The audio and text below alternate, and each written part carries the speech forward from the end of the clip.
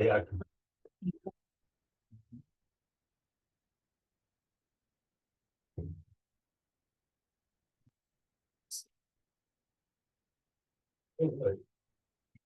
Good evening, everyone. And good evening, and welcome to the bi-monthly meeting of the Strategic Planning Task Force, December 16th. Co-chair Chris Johnson, along with and board member Victor Edward. And online is, would you like to introduce yourself, Christina? Hi everyone, Christina Lopez, new to the board this year, and I'm on the Arts and Culture and Landmarks and Parks committees. Terrific. Okay, so let's go right at it. So we have the agenda for this evening. It's pretty short, relates to the collective benefits agreement and the bylaws. As everyone had an opportunity, you looked at the minutes from the prior meeting. Christina, have you had an opportunity? I know you sent them out to look at the minutes from the prior meeting. Not fully, not yet. But I'm here mainly to see how I can support, I guess, from the Arts and Culture Committee and share any relevant things with them there. Okay, perfect. In the event anyone does have the minutes, any suggestions, please let us know. We'll make those adjustments. What I think it might be useful to do is let's go into the bylaws. Can we switch the agenda? We'll do the bylaws first, and then we'll go into the CBA while in the minute. Okay, great. So we published up on the bylaws. So Victor brought to our attention that maybe the bylaws need some revamping. They've not been touched in quite some time.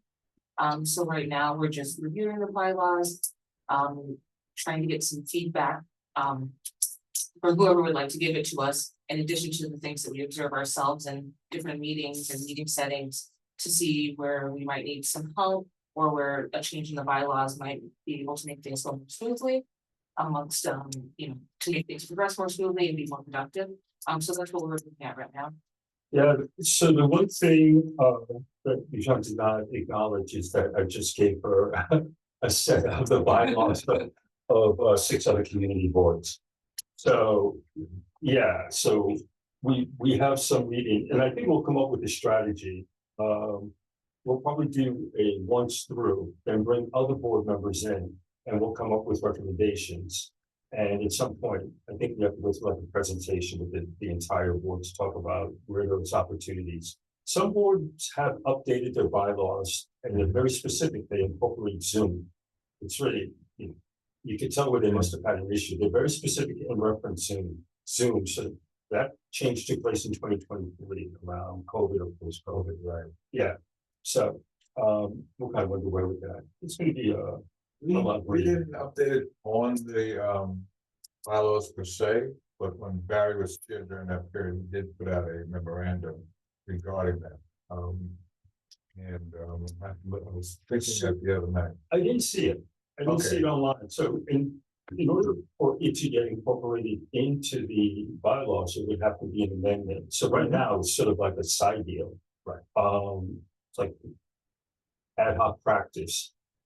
But there are some other things, and clarification in terms of absences would also be nice. So I think that talking that through came up the other day. Exactly. So that's why it's like this is the perfect time to do all of that and see how. And also the state during the pandemic, the state put something out regarding voting, forums, actually being in person, right, at all times when you're online. You must be seen, and I think that almost by law would have to get incorporated.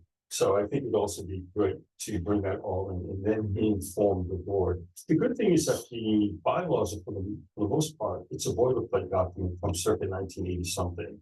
So you can sort of see across the community boards, they started with the same document and added on. And it looks like in some cases they put it through a typewriter. So it's really kind of funny, but yeah. Okay, so we'll have more updates on that. So any questions or Christina, any questions relating to the bylaws? Walter joined us. Not from my end. I feel like at Landmarks they had briefly touched base on this process happening too. And I'm just listening to find out what's going on to catch up. So Oh, there you go. give me a few. How are you, Walter? Hi, Walter. Hello, y'all. I'm well. Thank you much. Good, good. Hmm? Well, actually, we get away with it because it's a task force. We have a little bit of informality. Yeah, that's why. This is like the two of us, Walter and Christina. Okay, so the CBA. It seems it's an interesting beast. I don't think we have any doubts about it. It's not a single, simple one-page document. This thing is a lot of pieces. It's an octopus. We spent some time last week with Senator Clare's office again. Her position as related to the CBA is sort of interesting. Definitely, as a lot of the elected officials, they would like to see more come out of the CBA. Okay, so that's a nice statement, but yeah, it's got it. But you can't just go to Columbia and say more and sort of they forget about West Harlem and ESD, all the pieces. This is not a simple thing. However, the senator is, I would say, very happy to see the task force focusing on this. So that's good. I think from her office, they might be pursuing at some point some other initiatives with Columbia. But there is also a perspective from the senator's office in terms of like West Harlem Development Corporation. Are we getting, is the community-wide getting everything out of it that they can get out of it? And I think that's one of the questions that we need to be able to ask. We need to be able to answer. We act to counsel on owner joined us on the senator's office, and I think we act is going to come on board. There is a history of concerns with REACT as related to the CBA from the start. So they go back to when the CBA was formulated and negotiated. That would be Peggy Shepherd. And I don't think they are completely happy with the performance of West Harlem Development Corporation as related to different things. So that doesn't appear to be that unusual. I've heard that more and more. And even some of the recipients and applicants. So right now we do see something bubbling that probably should happen, which is a listening session coming into some part of 26. And that's something where I would envision right now, based on response, elected officials would attend. So they want to see the constituents get the most out of this. We were discussing before leading into that listening section. I think that we want to identify some data points that we want to request from the around development work with the clear deadline, so that we prepare for listening sessions, so that if we do have elected officials coming, that they'll have some reading material flowing in, so they don't feel like they're wasting their time to come and sit and not get any new data or anything worthwhile for them. I had a great conversation with Phoebe, and there's a trick here. It's getting folks up to speed to really understand what the CBA is. It's not this one-page document. It's a lot of pieces, and there's a lot of information you need to know in order to sit down and talk to Columbia, as an example, about the CBA, or to understand obligation. There is confusion, and we saw a little bit of this at that meeting that Ziad attended as related to space. I think it would be incredibly worthwhile that we do something community-wide to talk about that process and how it works.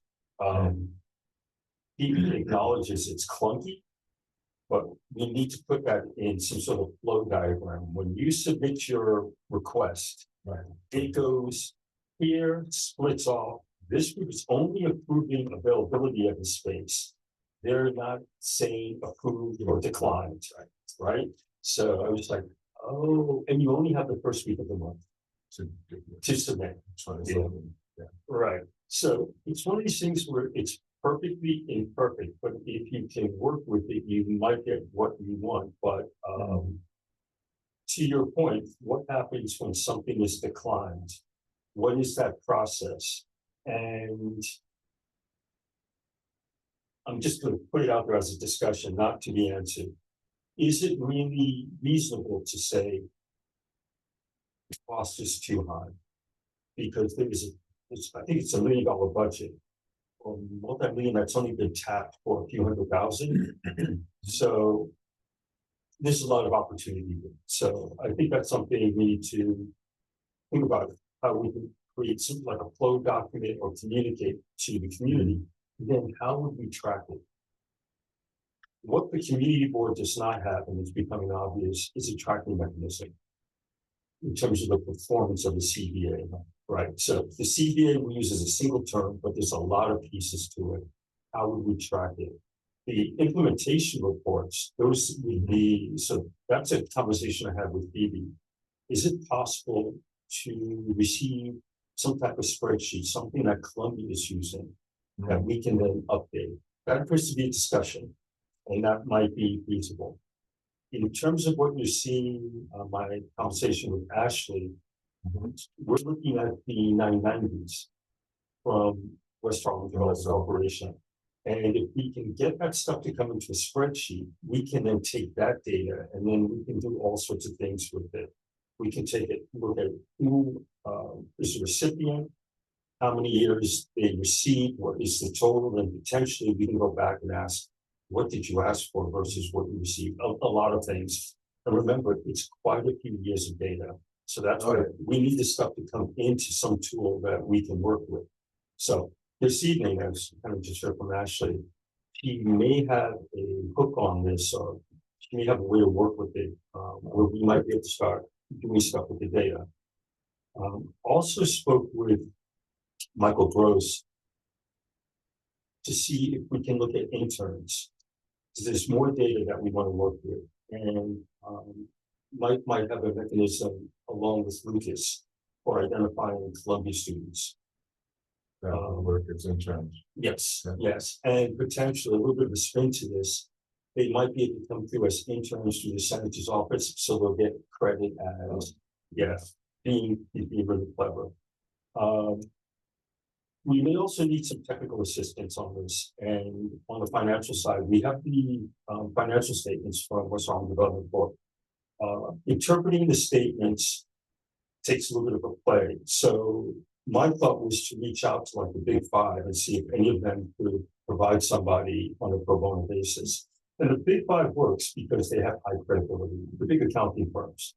I don't think this would be a tough thing for them, but they might also present us with, good questions to ask if there's any vagueness. There are things here in the operating budget that make no sense to me. If you look at the financial statements, right? So it's like, okay, we should, before running over to West Harlem, hey, let's get our questions together and provide them in advance. Or I think you guys all know the phrase, the gap, general accounting practices. Let's find out what is the standard accounting practice for this. So the other thing here, just kind of on the last one, is we will be looking at bringing in more elected officials and city agencies. So Yusuf's office, Sean's office, the congressman's office. Since some of the CBA flows under UMass, they follow the UMass track, which is pretty broad, and I think you touched upon that. That track actually goes way into the Bronx. Right, yeah, so that explains, kind of sometimes you go like, oh, that's why that happened. And when ESD got a hold of their piece, because of how they look at things, they said, hey, we'll follow the UMass track. I'm assuming that's it. And I think UMass comes under the state. Right, so then I was like, okay, I understand some of the logic. We will, at some point, we'll need to have that logic confirmed. There was a recommendation before speaking with ESD, really become fluent in the CBA. the CCNRs and implementation program reports. I'm not sure that they are looking at them on a daily basis, but I think we're having a conversation with them. We're going to reference that. And I believe Destiny, the executive director, this is her focus. Yeah. So I think we're sort of a ways from there, but we're getting closer to formulating, I think, a scorecard, at least in some type of framework. And I think that'd be a really big thing. And then obviously when we get to that part, there's a lot of opportunity for, can you add this, provide more information or add stuff in the book? I think that would be good. I just want to backtrack for a minute. The two other documents that are crucial to this is the GPP General Project Plan and a Declaration of Covenants. The CCNRs, yeah. So when I was working this daily almost, CBA, then they expanded and said, well, we're concentrating more on that document. Right. Like, okay. Right. And there's a lot in there that's not in the CBA.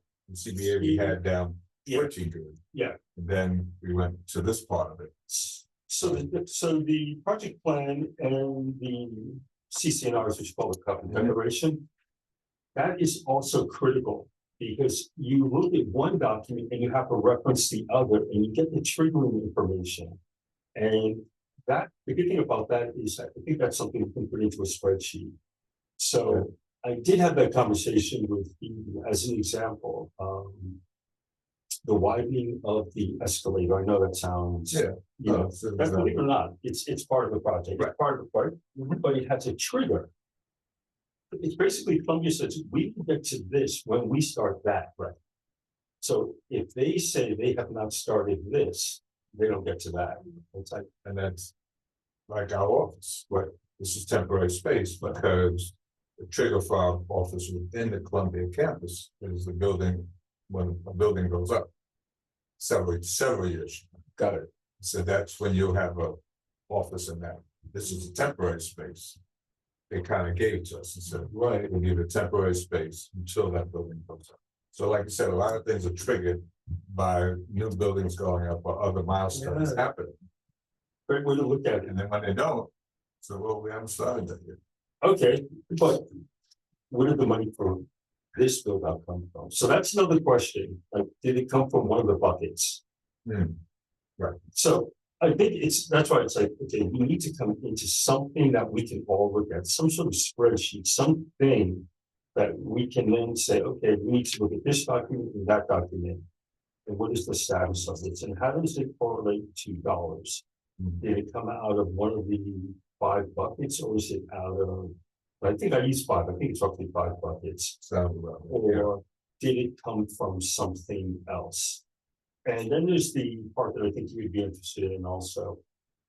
Is there an opportunity or room for extensions or expansions where if something is well, let's consider the possibility of expanding, beyond 2035.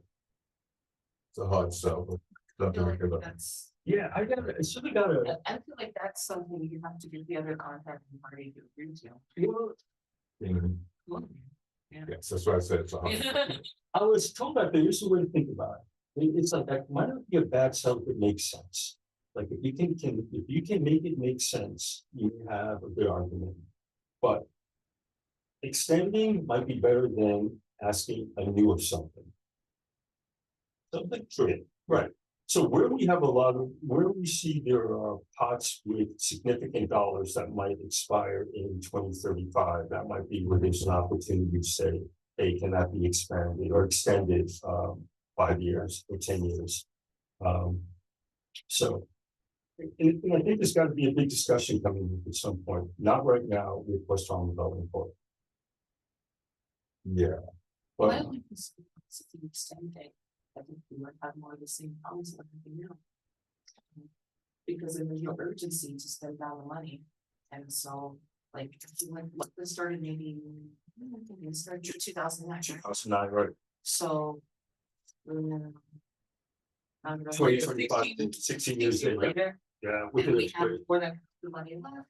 because we were trying to pace it or something like that. I mean, to give the benefit of the doubt, they were trying to Yeah. pace the spending of the money. Now, if we tell them, oh, you have another 10 years at the end, Well, are they gonna just keep hoarding and hoarding, and then we're gonna get to 2039, and then it's gonna be the same issue? So I think when you take a look at having 50% of the, roughly 50% of the dollars remaining, the question is in which buckets?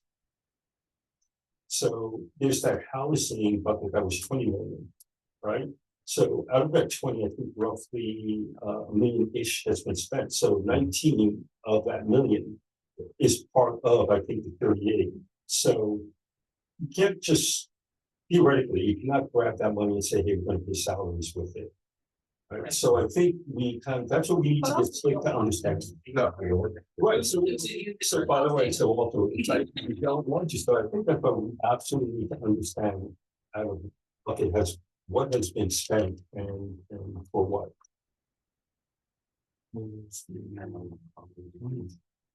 Colin user 1, can you say who you are for the meeting minutes, please? I think everyone's, He's muted. Right, Can everybody identify themselves for the minutes of this meeting, please? Let's see, Christina Maria Lopez, Walter Alexander, Yuan Chen, Heather Jason, and one other person. Can you identify yourself? Your name's not listed here. Okay, I will identify Hold on myself. one second. Oh, Just Victor, trying to get the last person to identify himself so we put the name. so, Yuan Chin. Yeah, your name's up there. Thank you, though. Heather Jason. Heather's name is there as well. Christina Maria Lopez and Walter Alexander is one of the party names there we want to have for the record. Your name just says Colin user 1. actually. Yeah, that is, sorry, Go ahead, that's Heather. Heather. Uh-huh. Audio is not working on my There you go. computer. Oh, okay, so that's you, Heather? Okay, thank you. Oh, that's you. Okay. No worries. Yeah, my audio is not working on, as you can hear, so I had to call in also. Oh, Oh, okay, great. thank you. Okay, great. Point that out.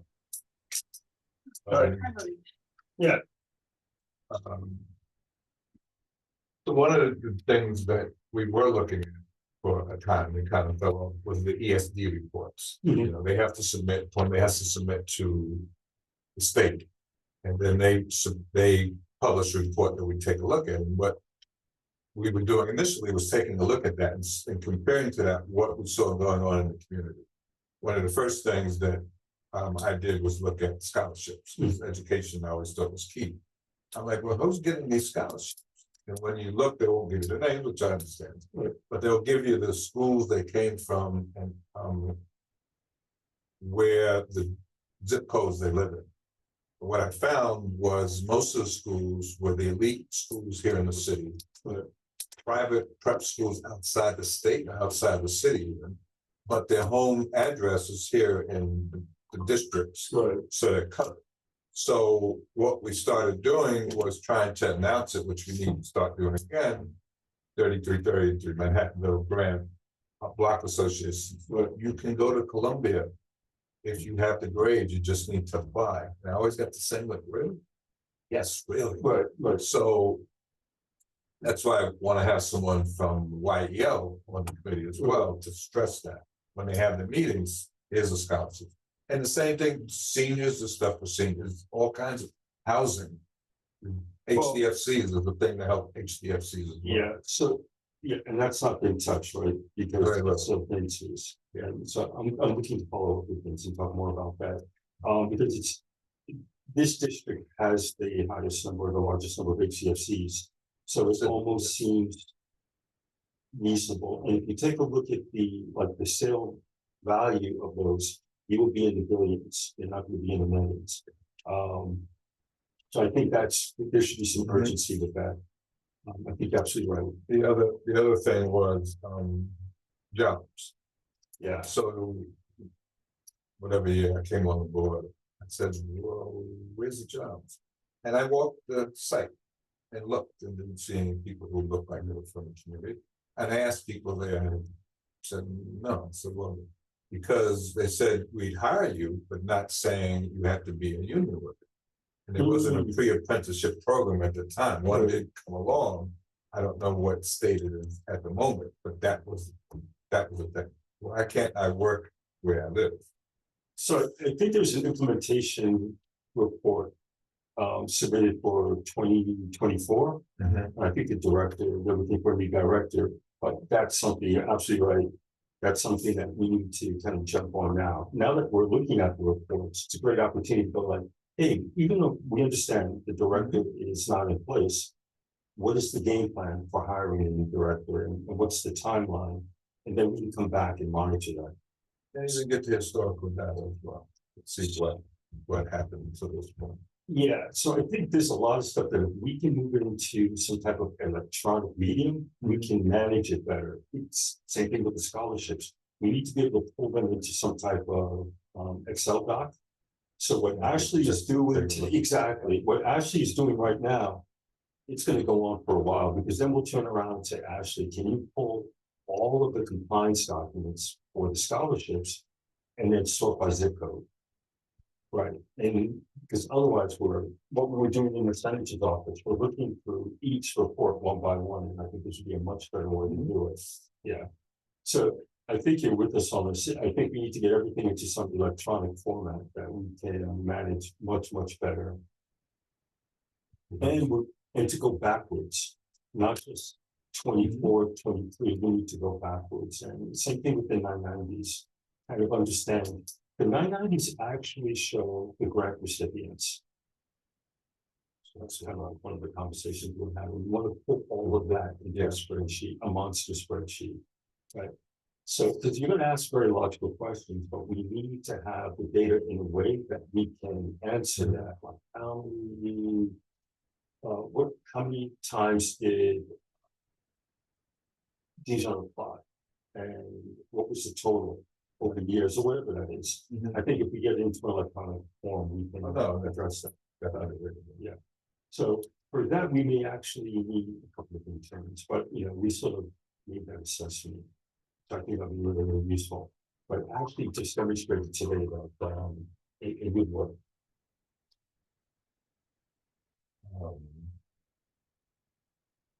Something else I got to do.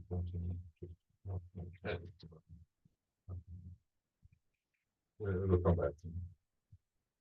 Oh, the grantees, right? Years ago, I'll say 3, 4, 5 years ago, money was just given out.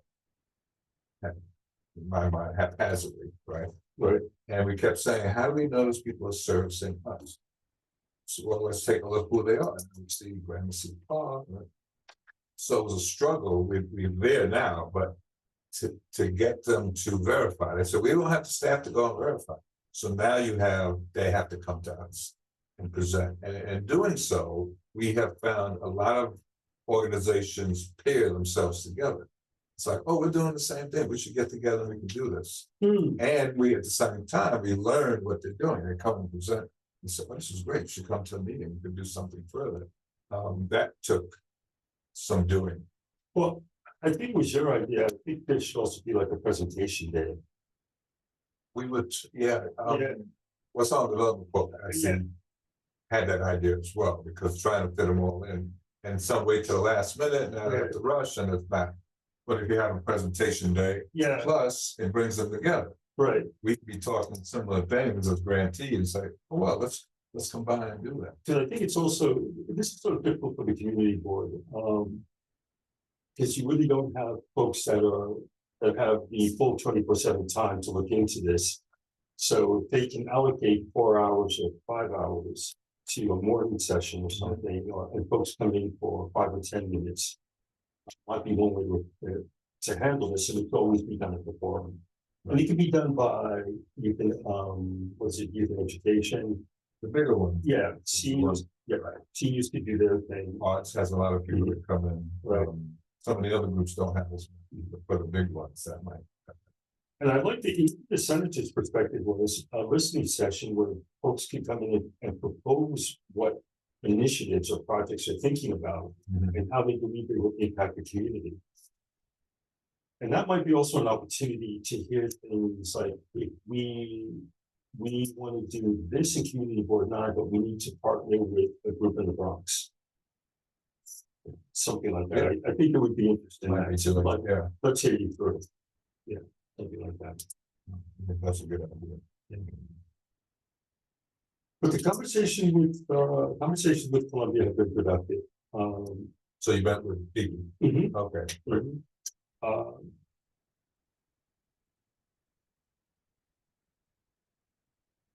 I think there is, I think we all kind of understand. Yeah. Oh, yeah. You have a question? Comment? Unmute Yes, yourself. yes, I do. Okay. Sure. Point of clarification.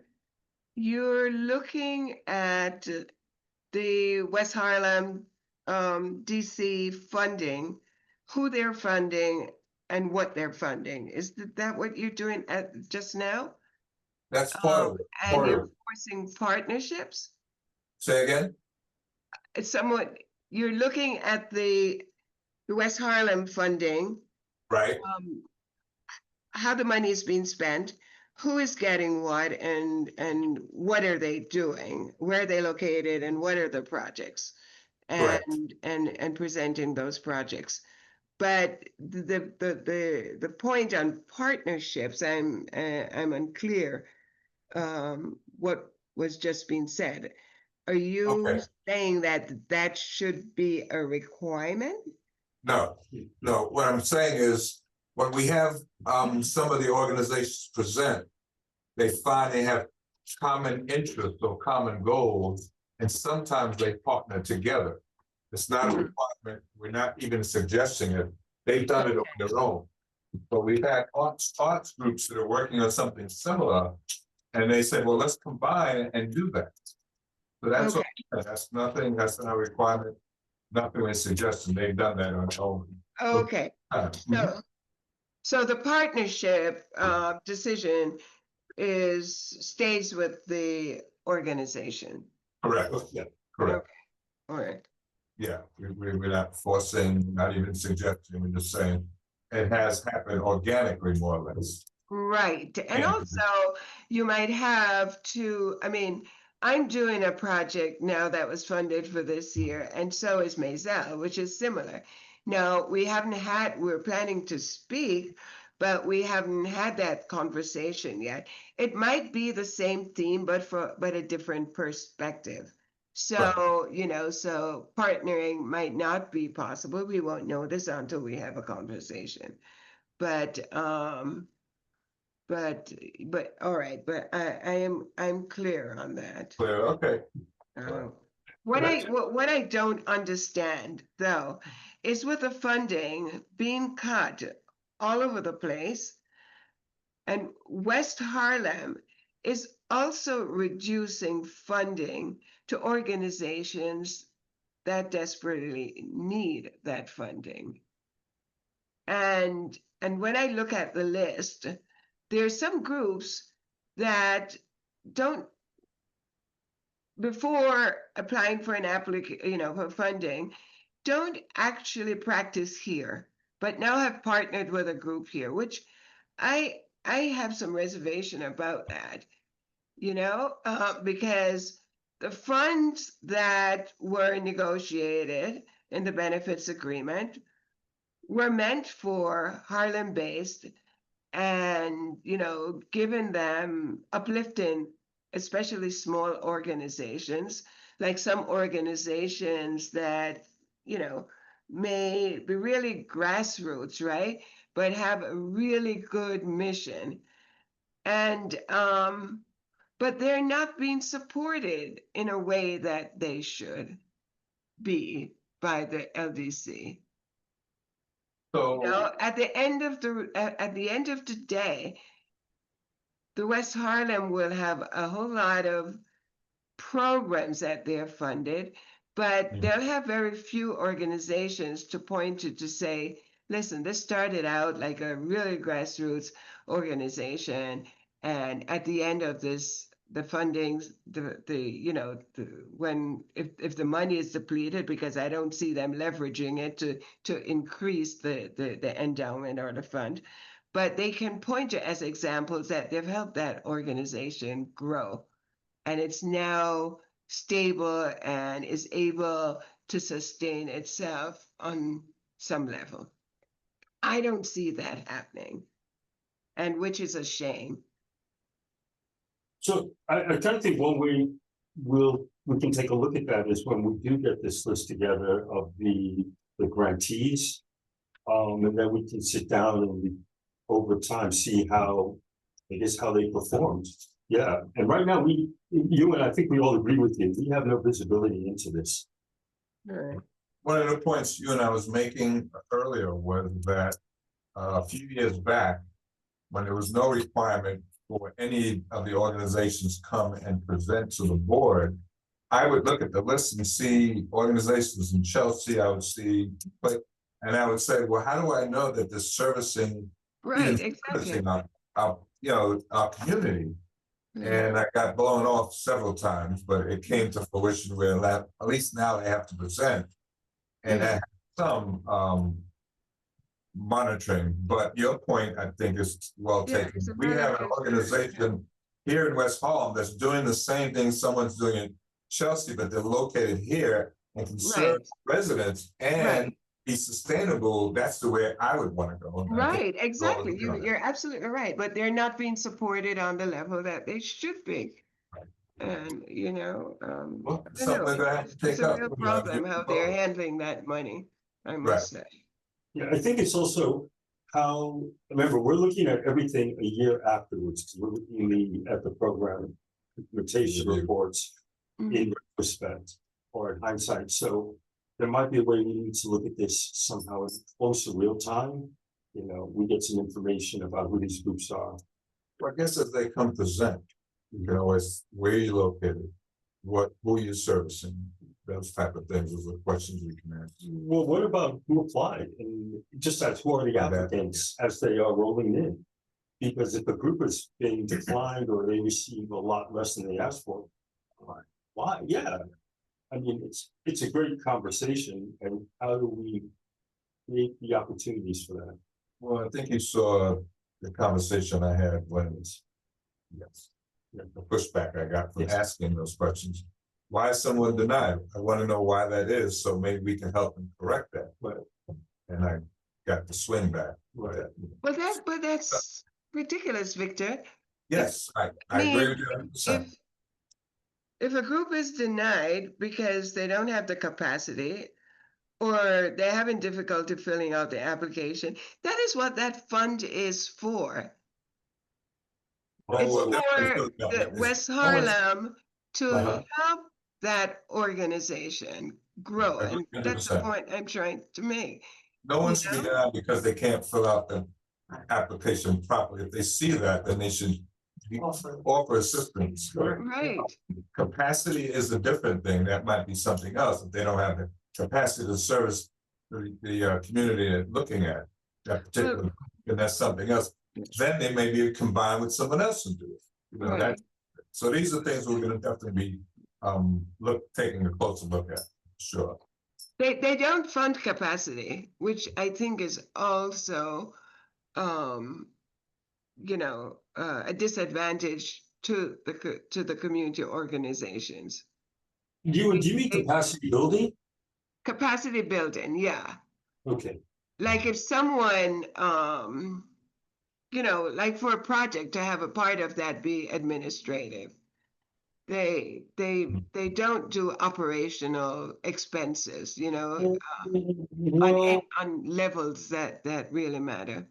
I just saw something, they granted $200,000 to West Harlem Arts Alliance. That's the next point I was going to make. A lot of money is going there, and they need to be accountable, because I tell you, my sense of what I see, I think, and I a lot of stuff passed my desk, but the West Harlem Arts Alliance, I think, and I'm not sure, it's just, hazarding a guess, is that the money, some of that money eventually winds up in Washington Heights. Because a lot of the artists and stuff that they're doing, that produce the work here, actually are through NOMA and Uptown. So it would be good to look at the funding Follow and the money. and the Follow the money. program that is being produced. Where are the artists where do they live? Yeah, well, that's a thought. I mean, that question came up recently with the CODA Alliance organization. And they came and spoke at one of our meetings, and they have tried to get artists within West Harlem and specifically Sugar Hill, but they often have to expand. I must say, when I've gone to West Harlem Arts Alliance events, they have been, actually I just came from the tree lighting they had earlier. They're good. I can't say, I thought they duplicated some of the work from NOMA, which I thought was good work. But that's something to take a look at as well. No, they do good work. It's just, we're getting back to how is the West Harlem community or residents being supported by this grant? And are we getting too much in the position of funneling funds elsewhere? Right, so I think it's also, what is the mechanism that raises that issue so that the conversation can take place? Yeah. And we do it more in a timely way versus after the fact, because I think there was another grant of 200,000. So I'll have to go back and check those, but that's interesting. And that's something you'll be tracking. Yes. Grants, Right. the Our grant has been reduced tremendously. Now, it doesn't bother me. I mean, it bothers me, but I'm not like one person out there. I mean, if they don't get an extra 1,000 or whatever, they can't do what they had planned on doing. But when Kofi was there, I was getting 25,000, 20,000, and since Ziad came on, I'm getting like 12,000. Last year it was 15, then 12. Next year I might get 10. Yes, they're telling me, that I should be partnering. I don't understand it. So we've partnered with, other organizations, but you've reduced the money. I don't understand the logic, or I am acting as a fiscal conduit and applying, say, for example, for instance, at Nicholas Park, they want money, for their Christmas tree lighting and stuff. It's not a lot, but I offer it. I said, all right, they don't really want to have the capacity to do it themselves, so we'll apply for it, and yet it keeps going down. So, and I feel like I should give them, if I apply and I get $6,000, I should at least give them, 2,500 or 3,000. So what does it do to my programming, Yeah, so I think that's something when we see whatever this list looks like, we can talk about it. Yeah, I think when we have a better picture of it, we can look at Yeah, things like that to see where certain organizations' monies have been going down, others have been going up. right. And best service in the community, and ask those questions. Why is this one going down when we know they're interacting with the schools, the seniors, or whatever, and the other ones are going up, and we don't really know who they are. So that's a point of reference for sure. We'll be looking at. And that ties to the capacity. You want to support organizations and build their capacity. But that's what you, Work. And if they're reducing the funding, that's counter intuitive. incubator. Right. Let's build.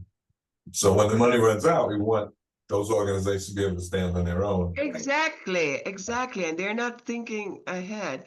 Their explanation is, well, we're getting so many more people, but who are those people? So many that, you're cutting a wide swath, in West Harlem, I see some funding, they're low because they insist on a logo, that it's on things happening in Central Harlem, it's like, you can't cover it. It's meant for West Harlem. That's the way I look at it. I've had that fight several times with people in various places, Columbia and other places.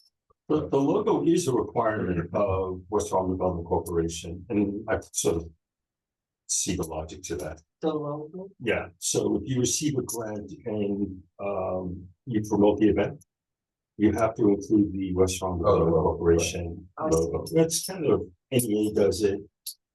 Yeah. So it's just showing But I that. think it's a requirement, yeah.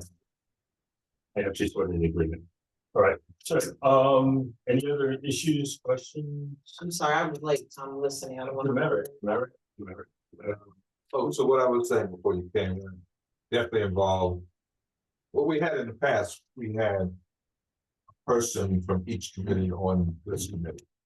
I don't know if we can get back to that, but at least economic development.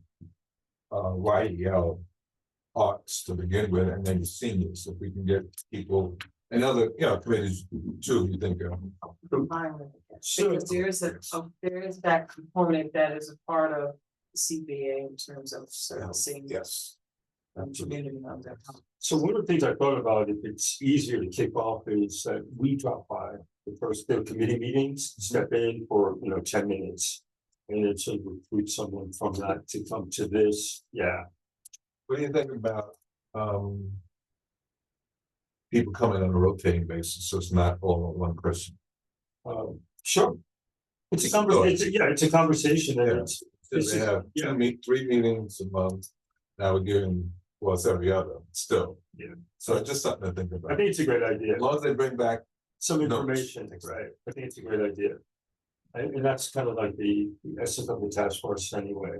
So I think it's also useful if we step into their meetings, since they already have that. So let's go. So how you gotta bring it to them. Right.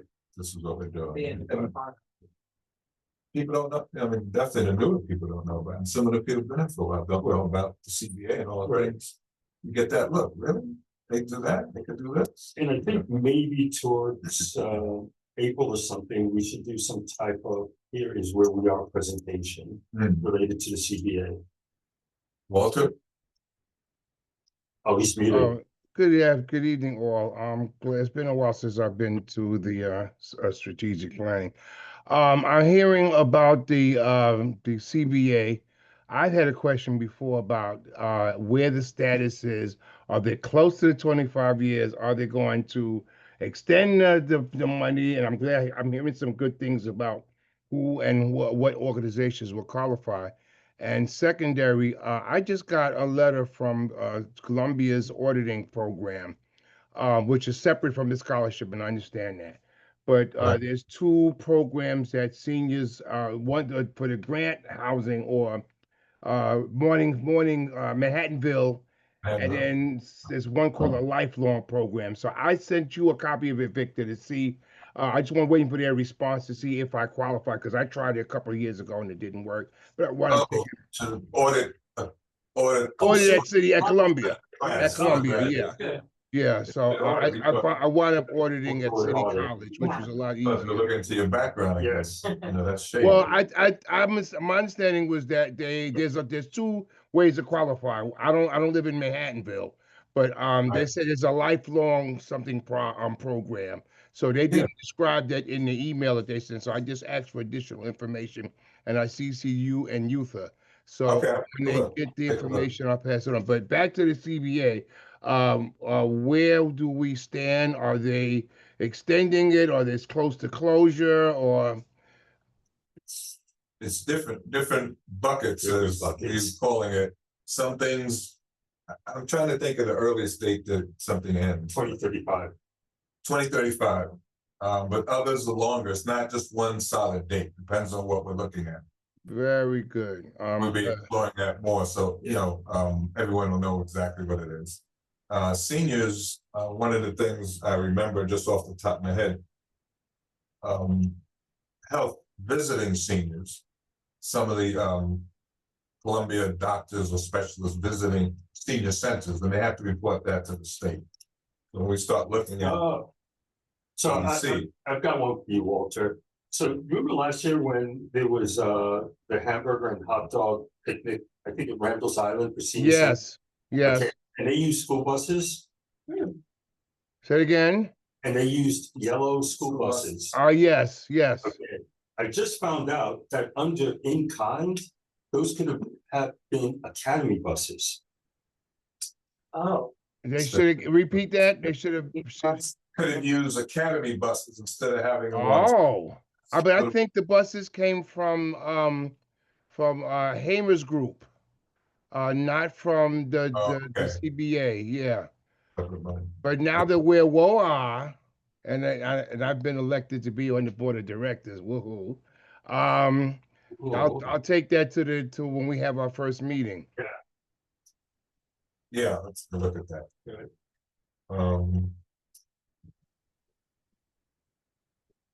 So give me ED, YBL, and what was the last? ED, YBL, health, and possibly And you arts. said seniors. Arts, yeah, seniors. arts definitely. It's almost most of the committees, but yeah, so you're gonna visit those, present, and see if we can get back, and possibly if need be on a rotating basis. So Yeah, it's not all of one person, as long as they bring. And we have AI, so we can always have notes. Right, so I think Christina is representing arts. Christina, am I correct? Yes, they actually proposed this in like one of our first meetings. Oh, great. Okay, good. Head of the thing. That's good. Yeah. And I was gonna say, from my experience, I'd be curious about rotating or not, because from this being my first meeting, it feels like so much information to take in that I'm curious if we do rotate, like how much relevant information will come back. Whereas if you have like one person that slowly starts to learn what's going on, you kind of learn the nuances a bit better. Good point. Something to take. Yes, yes. Or maybe what we have to do is sort of distribute the information in a more useful way to specific committees. Right. So, okay. Walter, you have your hand up again? Yes, sir. So you're asking for a person from each committee. So you're looking for somebody from seniors to be part of the rotating. It's bi-monthly, am I correct? Right. Yeah. We're looking for someone to do it on a permanent basis, but we're also discussing, if not possible, to do it on a rotating basis. But it could be you, Walter. Christina made the I point. would love to. But remember, I got the co-chair, I got the arts and culture, and a subcommittee, and another subcommittee, right, Christina, in arts and culture. And so I'm y'all, you know, but I would love to, because I want to know what's going on. So I might do it anyway, because I mean, it's not like it's a big Put you on with someone else, you know. well, I know, because we have people in the committee that really aren't doing too much. So, you know, I'll bring that in the next meeting. So our meeting is right after the new year. So Excellent. And I was gonna add, like, maybe if the participation, if you keep it to one person, is a bit more flexible than, let's say, our committee assignment, where it's like, if I know I can't come, I'll propose in the monthly meeting, like, to try to find someone else to attend in my absence. It's flexible. Okay, we'll be flexible on this one. All right, so kind of looking ahead, we have the working group bringing the members into it. I have to spend some time with the elected officials. Continuing to identify the stakeholders, and the key thing is a tracking mechanism, what this thing will look like. So at least everyone acknowledges now, it's not one simple one-page document, it's a beast. 3 documents. It's 3 and the reports, the annual ones, it's like a phone book. Yeah, it's a beast. Yeah, it's, a lot to look at. All right, questions, issues? Wow. Okay. one more. so One. when you have your next working with the electeds, sit in, I briefly said something to, Senator. So I said, and Lucas, so you let me know, so then I love to listen. Yeah, From my perspective, initially was different from some of the electeds. or what, yeah, they have a, Their perspective was sort of a Central Holland perspective. My perspective was a West Holland perspective, where people were displaced, businesses displaced. yeah, So not that I don't want to share, but I'm Right. just saying. And they wanted at one time to abandon the CBA and start again. And said, that, no, so, yeah, so now what we're trying to say is the CBA is in place, it's codified, it's signed. Let's make maximum use of it. This other thing, this, call it CBA 2.0, is a totally different initiative, which has got a uphill battle. Okay. What is What? CBA 2.0? something, Yeah, it's just like. just you want the to- next step, If you want to bring new CBA, that's a new discussion. Oh, right? Why? Rather than, But why would that happen if we know there are parts that are staggered and extending out, right? I mean, beyond 2030. right, I mean, there are parts that are still alive. True. I'm for lack of a better words, That's and you fine. wanna So it's a- monitor and to make sure. That's a really good perspective, and I think that's the best way to approach this right now is what we have in play, we really have to get on top of and leverage completely Right. and Utilize it to the max. utilize it to the max. So Right, Where- because the thought I had as you guys were talking was, and I heard what Victor said, rather than, if you wanna dig deeper and make sure you're doing everything you can deeper within our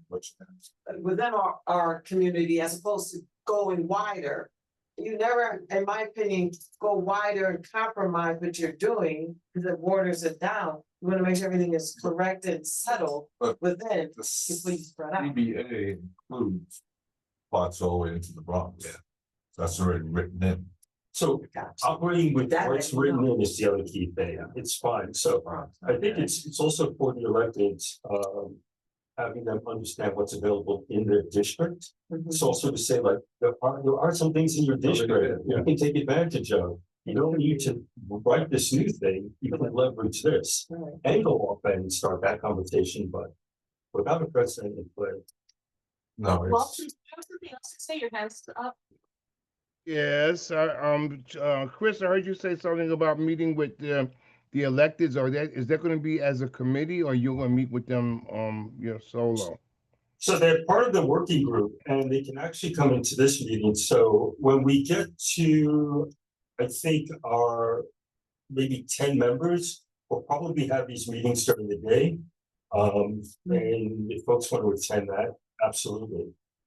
so maybe just explain to what your working group is. Oh, so the working group currently is the elected officials, it would be CBOs, We Act has joined. They are interested in the CBA broadly, all aspects of the CBA, all 5 buckets, as we're going to call it. And taking the maximum advantage of the CBA. That makes sense to you. Yes, it does. And just keep in mind, and I hope it was kind of useful to talk about this. The CBA goes beyond West Harlem. Goes into the Bronx, It goes into the goes to Bronx. Central Holland. What other boards does it affect? So we're talking with 10, 9, and 11. Yeah, and 12 will probably swing in. Okay, Because technically the CBA can go up into 12. very good. Okay, It's just no one knows. I thought it was just 9, see? Yeah, Right, no, right. are you saying the CBA covers those boards? Since when? Yeah, if you take a look at the CBA, there is a piece that the way it's discussed, it follows the UMass track, and the UMass tracks actually go into Washington Heights and the Bronx. I'm sorry, I don't recall that. I spent many years initially before there was a CBA and, discussing Columbia's encroachment into West Harlem and then was actually on the committee, not the board, but the community group committee who negotiated the initial guidelines for the CBA. And I'm getting old, but not I'm getting old, I'm old, but I don't remember, you know, it going up, following UMass census tract.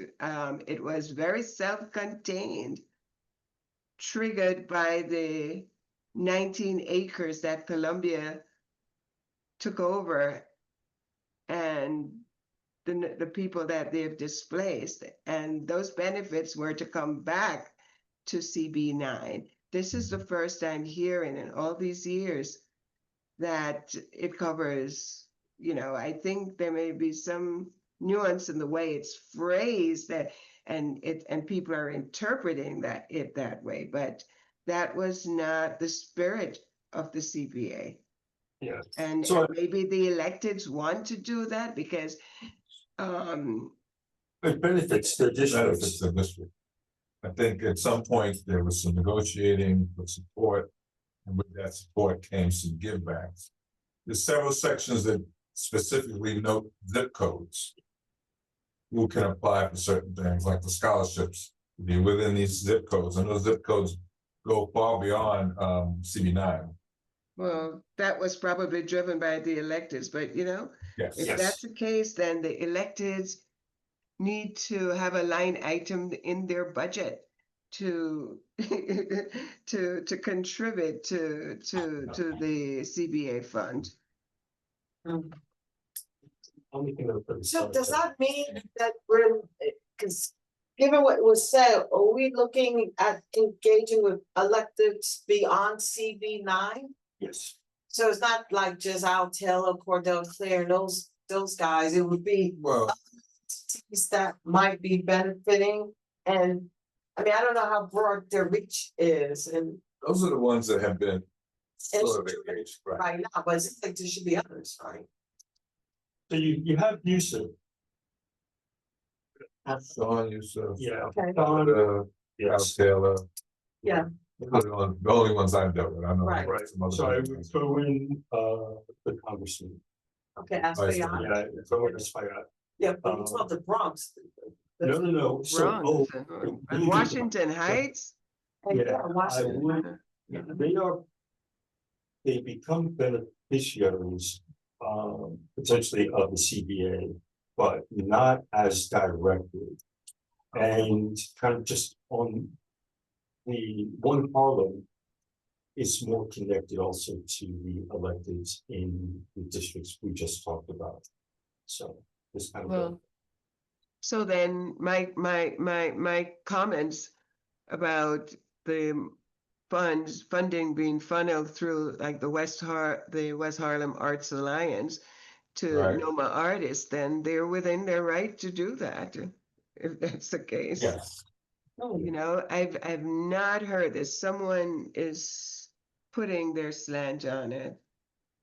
If you went to any of the old timers who were involved in the initial CBA before Pat, you So, know, Yeah, I think some stuff is black letter and some stuff is not. If it's black letter, there's no option on it. If it's something that can be interpreted, then I think, yeah, and that can be a discussion. Yeah, our goal and focus is on trying to service West Harlem. Right. Community of West Harlem and any entities here that service those communities. We have to go by what the CBA says, but like I said, our focus is on that, on West Harlem. These are the people and businesses and other things that have been displaced, so my thing is always, Right. that's where it should come back. yeah, they've borne the brunt of this Okay. development. And Yeah, we're class, yes, but, yeah. so be it. So we're gonna wrap up, yes, adjourn, And you guys already talked about the violence, right? Yes, Yes. sorry with that. yeah. We can, you're welcome. No. Motion to adjourn. Motion to adjourn, yay. Unanimous consent? Yeah. Unanimous Thank consent. you all. This was interesting. Thank you, but really. So important. move. Thank you. Thank you. Christina, we'll talk tomorrow, okay? Oh, see everybody Thursday. Oh, Yes, Thursday. Oh, Oh, tomorrow is there you Harlem go, now School of the you pop Arts. up. WOHA is having their Christmas Ooh. thing with the seniors. It's like 6. Oh my Like God. tomorrow? Yeah, at the Harlem School of the Arts. Oh, right. It's a Yeah. Yeah. HSA. What organization is Oh, doing it? West Harlem Older Adults Alliance, WOHA. Oh, Oh, having a holiday party? Whoa. Oh, whoa, Yes, Oh. yes. A lot of parties everywhere. yeah, true. Good night, all. Good night. Yeah.